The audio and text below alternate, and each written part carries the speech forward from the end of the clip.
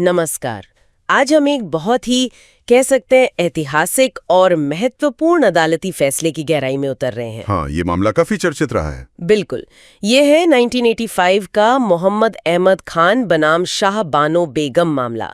हमारे पास supreme court के फैसले के मुख्य अंश हैं और हम कोशिश करेंगे कि इसके जो कानूनी पहलू हैं और अदालत ने क्या सोचा उसे आसान भाषा में समझ सकें। हाँ, खास तौर पर ये देखते हुए कि तलाकशुदा मुस्लिम महिलाओं को गुजारा भत्ता पाने का अधिकार है या नहीं, और है तो कितना और कैसे। तो चलिए इसी पर बात करते हैं। जी, तो कहानी शुरू होती है शाह बानो बेगम से।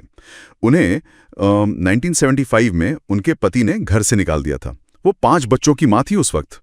5 बच्चे? और फिर करीब 3 साल बाद 1978 में उन्होंने गुजारे के लिए अदालत का दरवाजा खटखटाया। CRPC यानी दंड प्रक्रिया संहिता की धारा 125 के तहत अपने और अपने बच्चों के लिए। CRPC 125 ये वही धारा है जो आम तौर पर पत्नी, बच्चों और माँ बाप के गुजारे भत्ते की बात करती है ना? जी हाँ, बिल्कुल। ये एक आम कानून है, किसी धर्म विशेष के लिए नहीं। अब उनके पति मोहम्मद अहमद खान, जो वकील भी थे, वो इस मामले में अपीलकर्ता बने। उनका अपना तर्क था। हाँ, उनका बचाव क्या था?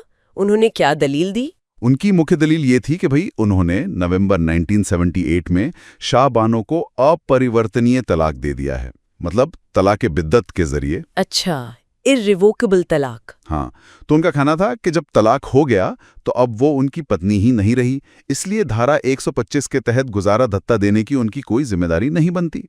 और क्या सिर्फ यही तर्क था? नहीं, उन्होंने एक और बात कही। उन्होंने कहा कि इस्लामिक कानून के हिसाब से तलाक के बाद एक इद्दत की अवधि होती है।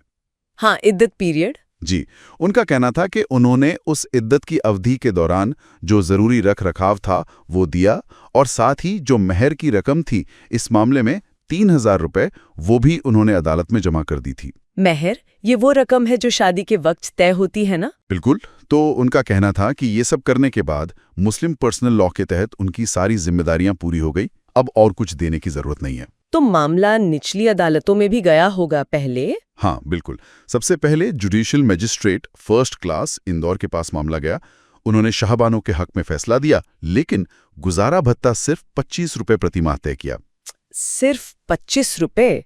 ये तो बहुत ही कम है। जी, काफी कम।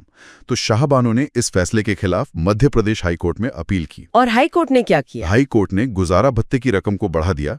उन्होंने इसे 179 रुपए 20 पैसे प्रति माह कर दिया। अच्छा, तो यहाँ से पति यानी मोहम्मद अहमद खान सुप्रीम कोर्ट पहुंचे? सही। वो हाईकोर्ट के इस फैसले से सहमत नहीं थे और उन्होंने सुप्रीम कोर्ट में अपील दायर की, और यहीं से ये मामला ऐतिहासिक बन गया। तो अब सुप्रीम कोर्ट के सामने सबसे बड़ा, सबसे अहम सवाल क्या था? सबसे बड़ा सवाल यही था कि क्या CRPC की धारा 125, जो सबके लिए है, तलाकशुदा मुस्लिम महिलाओं पर भी लागू होती है, जबकि उनके लिए एक अलग पर्सनल लॉ भी मौजूद है। ये तो वाकई एक अहम कानूनी सवाल था। इस पर अदालत ने क्या रुख अपनाया? अदालत ने सबसे पहले धारा 125 को ही देखा, खासतौर पर उसका स्पष्टीकरण B।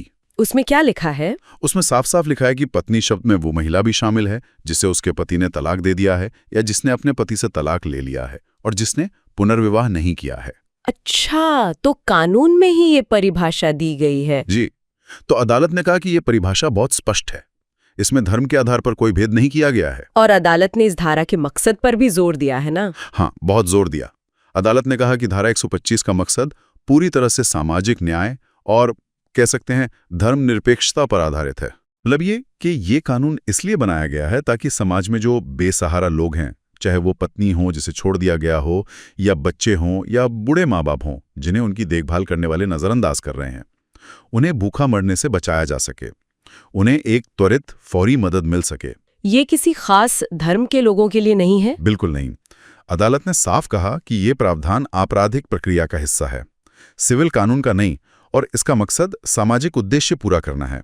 ये धर्म देखकर लागू नहीं होता। लेकिन पति का तर्क पर्सनल लॉ पर आधारित था। अदालत ने उस बारे में क्या कहा? क्या धारा 125 पर्सनल लॉ को ओवरराइड करती है? अदालत ने यहाँ एक संतुलन बनाने की कोशिश की। उन्होंने कहा कि धारा 125 पर्सनल लॉ की जगह नहीं ले रही है, मतलब वो मुस्लिम पर्सनल लॉ को खत्म नहीं कर रही। अच्छा। लेकिन साथ ही ये भी कहा कि अगर किसी पर्सनल लॉ में कोई ऐसा प्रावधान है जो धारा 125 के मकसद यानी बेसहारा को मदद देने के आड़े आता है, तो वो प्रावधान धारा 125 को लागू होने से रोक नहीं सकता। ये बहुत महत्वपूर्ण बात है। पर्सनल लॉ अपनी जगह है, लेकिन वो इस सामाजिक सुरक्षा कानून के रास्ते में रुकावट नहीं बन सकता। सही। अब आते हैं पति की दूसरी और शायद ज्यादा मजबूत दलील पर। वो सीआरपीसी की धारा 127(3)(b पर आधारित थी। हाँ, वो धारा क्या कहती है? धारा 127(3)(b एक तरह का अपवाद है धारा 125 के लिए। वो कहती है कि अगर मैजिस्ट्रेट को लगता है कि तलाकशुदा महिला को वो पूरी रकम मिल गई है जो किसी रिवाज या पर्सनल लॉ के तहत तलाक होने पर देय थी। ध्यान दीजिएगा, तलाक होने पर देय। अच्छा, ऑन डिवोर्स। हाँ, तो अगर वो पूरी रकम मिल गई है तो मैजिस्ट्रेट जो धारा 125 के तहत गुजारा भत्ते का आदेश दिया गया था उसे रद्द कर सकता है। और पति का कहना था कि मेहर वही रकम है। जी हाँ, उनका तर्क था कि जो 3,000 रुपए मेहर के उन्होंने जमा किए थे वही वो रकम है जो मुस्लिम पर्सनल लॉ के तहत तलाक होने पर पत्नी को दी जाती है। इसलिए शाहबानो को अब धारा 125 के तहत भत्ता नहीं मिलना चाहिए और हाई कोर्ट का आदेश रद्द होना चाहिए। ये तर्क सुनने में तो काफी वजनदार लगता है। इस पर सुप्रीम कोर्ट का विश्लेषण क्या था? यहीं पर सुप्रीम कोर्ट ने बहुत गहराई से मेहर की प्रकृति को समझा और अदालत ने पति के इस तर्क को पूरी तरह से खारिज कर दिया। खारिज कर दिया? क्यों? अदालत ने कहा कि मेहर की परिभाषा और उसका मकसद समझना होगा। मेहर क्या है? ये वो रकम है जो शादी के समय तय होती है। क्यों तय होती है? या तो शादी के प्रतिफल, कंसिडरेशन के तौर पर, या पत्नी के सम्मान के प्रतीक के तौर पर। यानी ये शादी से जुड़ा है, तलाक से नहीं। बिल्कुल। अदालत ने कहा कि ये रकम शादी के कारण देय होती है, तलाक के कारण नहीं। हाँ, ये हो सकता है कि इसका भुगतान खास तौर पर जो आस्थगित मेहर होती है उसका भुगतान शादी टूटने पर यानी तलाक के समय या पति की मृत्यु पर हो। अच्छा, जिसे मेहर मुअज्जल कहते हैं शायद। हाँ, मुअज्जल और मुवज्जल। तो डिफर्ड मेहर का भुगतान भले ही तलाक के वक्त हो, लेकिन वो देय तलाक की वजह से नहीं होती। तलाक सिर्फ भुगतान का एक अवसर बन जाता है, उसका मूल कारण शादी ही है। ये तो बहुत बारीक लेकिन महत्वपूर्ण अंतर है। बहुत महत्वपूर्ण। इसलिए अदालत ने कहा कि मेहर वो रकम नहीं है जिसका जिक्र धारा 127(3)(b में है, यानी वो रकम जो तलाक पर दिए हो। इसलिए मेहर का भुगतान करने से धारा 125 के तहत गुजारा भत्ता देने की जिम्मेदारी खत्म नहीं होती। तो मेहर अलग चीज है और धारा 125 का गुजारा भत्ता अलग। जी। अदालत ने यह भी देखा कि मुस्लिम पर्सनल लॉ में जो कहा गया है कि पति की जिम्मेदारी सिर्फ इद्दत की अवधि तक रखरखाव देने की है, वो आम परिस्थितियों के लिए हो सकता है। लेकिन शाहबानो की परिस्थिति आम नहीं थी। नहीं, वो बेसहारा थीं, अपना गुजारा करने में असमर्थ थीं। अदालत ने कहा कि पर्सनल लॉ का ये नियम उन खास परिस्थितियों पर लागू नहीं होता जिनके लिए धारा 125 बनाई गई है, यानी जहां पत्नी, बच्चे या माँ बाप अपना भरण पोषण करने में असमर्थ हैं। अगर ऐसी स्थिति है तो धारा 125 का संरक्षण मिलेगा ही मिलेगा। ये तो पर्सनल लॉ और सेक्युलर कानून के बीच एक तरह का सामंजस्य बिठाने जैसा हुआ। हाँ, कह सकते हैं। अदालत ने अपनी बात को और वजन देने के लिए पवित्र कुरान का भी हवाला दिया। कुरान का? क्या कहा अदालत ने? अदालत ने सूरा अल-बकरा की आयत 241 और 242 का जिक्र किया। आयत 241 में कहा गया है, जिसका मोटा मोटा अनुवाद है कि तलाकशुदा औरतों के लिए भी मुनासिब तरीके से खर्च देना चाहिए। ये परहेजगारों, अल्लाह से डरने वालों पर लाजिम है। मुनासिब तरीके से खर्च यानी गुजारा भत्ता। हाँ, अदालत ने इसे मुताउन बिल मारूफ यानी रीजनेबल प्रोविजन या मेंटेनेंस के तौर पर समझा। और आयत 242 कहती है कि अल्लाह अपनी आयतें खोल खोल कर बयान करता है ताकि लोग समझें। तो अदालत ने कुरान की आयतों से भी यही नतीजा निकाला कि तलाकशुदा महिला के लिए गुजारे का इंतजाम होना चाहिए। जी। अदालत ने कहा कि कुरान खुद तलाकशुदा महिलाओं के लिए उचित प्रावधान की बात करता है और इसे नेक लोगों का फर्ज बताता है।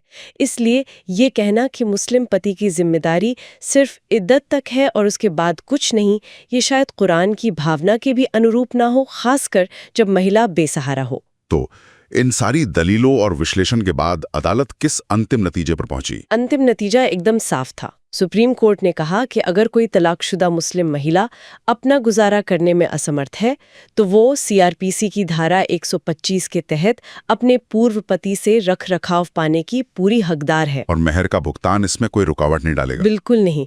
मेहर देना अलग बात है, और अगर पत्नी अपना खर्च नहीं उठा सकती तो उसे धारा 125 के तहत मेंटेनेंस पाने का अधिकार है। अदालत ने इस मामले में सुप्रीम कोर्ट के ही पहले के 2 फैसलों बाई ताहिरा बनाम अली हुसैन फिसाली और फजल नोबी बनाम के खादर वली को भी सही ठहराया। उनमें भी यही कहा गया था।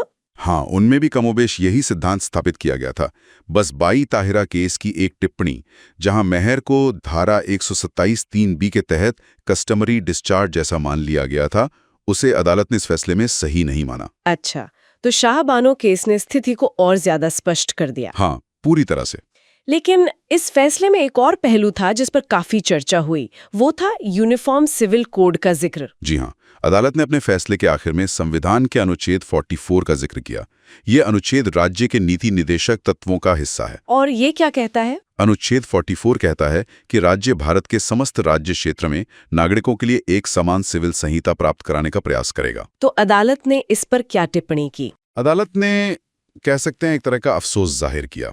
उन्होंने कहा कि ये बड़े दुख की बात है कि हमारे संविधान का अनुच्छेद 44 एक मृत अक्षर, डेड लेटर बनकर रह गया है।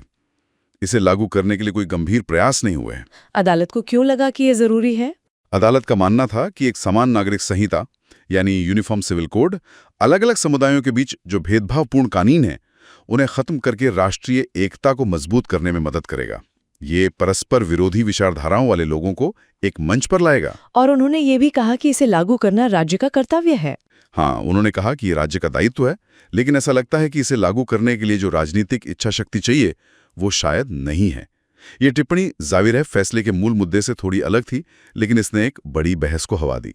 तो अगर हम पूरी बात को समेटें तो इस शाहबानो केस का निचोड़ क्या निकला, मुख्य बातें क्या रहीं? देखिए, सबसे पहली और सबसे महत्वपूर्ण बात तो यही स्थापित हुई कि सीआरपीसी की धारा 125 का संरक्षण तलाकशुदा मुस्लिम महिलाओं को भी उसी तरह हासिल है जैसे किसी और धर्म की महिला को, अगर वो अपना भरण पोषण करने में असमर्थ है। हाँ, ये शर्त जरूरी है। दूसरी बात, मेहर की रकम का भुगतान धारा 125 के तहत गुजारा भत्ता पाने के अधिकार को खत्म नहीं करता, क्योंकि मेहर तलाक पर देय रकम नहीं है बल्कि शादी से जुड़ी रकम है। और तीसरी बात, अदालत ने यूनिफॉर्म सिविल कोड की जरूरत पर भी जोर दिया, हालांकि वो फैसले का ऑपरेटिव हिस्सा नहीं था। जी, वो एक तरह की ऑब्जर्वेशन थी। ये फैसला असल में व्यक्तिगत कानूनों और धर्मनिरपेक्ष कानूनों के बीच के जटिल रिश्ते को उजागर करता है। हाँ, ये हमेशा एक बहस का मुद्दा रहा है। बिल्कुल, ये मामला हमें सोचने पर मजबूर करता है कि कानून कैसे समाज की बदलती जरूरतों, सामाजिक न्याय के लक्ष्यों और व्यक्तिगत धार्मिक मान्यताओं के बीच एक संतुलन बनाने की कोशिश करता है। और ये संतुलन हमेशा आसान नहीं होता। कभी नहीं। ये दिखाता है कि कानून स्थिर नहीं है, वो समय के साथ विकसित होता है। और ये सवाल हमेशा बना रहता है कि न्याय की हमारी समझ कैसे विकसित हो रही है और कानून उसे कैसे प्रतिबिंबित कर रहा है। ये एक ऐसा सवाल है जिस पर हमें लगातार सोचते रहना होगा।